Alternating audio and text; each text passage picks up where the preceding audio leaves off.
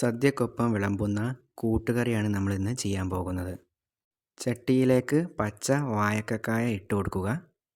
ചെറുതാക്കി കട്ട് ചെയ്ത ചേന, കറിവേപ്പില, മഞ്ഞൾപ്പൊടി, മുളക് പൊടി, ഉപ്പ്, വെള്ളവും ഒഴിച്ച് ഇളക്കി മൂടി വെച്ച് വേവിച്ചെടുക്കുക.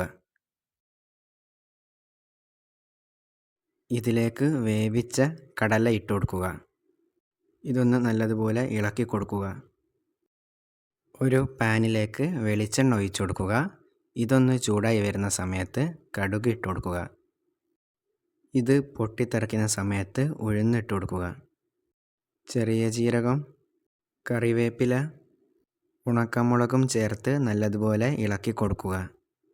ഇനി ഇതിലേക്ക് ചിരവി വെച്ച തേങ്ങ ചേർത്ത് തുടർച്ചയായിട്ട് ഇളക്കി റോസ്റ്റ് ചെയ്തെടുക്കുക. തുടർച്ചയായിട്ട് ഇളക്കിയിട്ടില്ലെങ്കിൽ ഇത് കരിഞ്ഞു പോകും. അത് പ്രത്യേകം ശ്രദ്ധിക്കുക. നമ്മൾ ആദ്യം വേവിച്ച ആ ചട്ടിയിലേക്ക് ഇപ്പോൾ വറുത്ത തേങ്ങയിൽ നിന്നും പകുതി ഇതിലേക്ക് ചേർത്ത് കൊടുക്കുക. ഇനി ഇതൊന്ന് നല്ലതുപോലെ മിക്സ് ചെയ്തെടുക്കുക.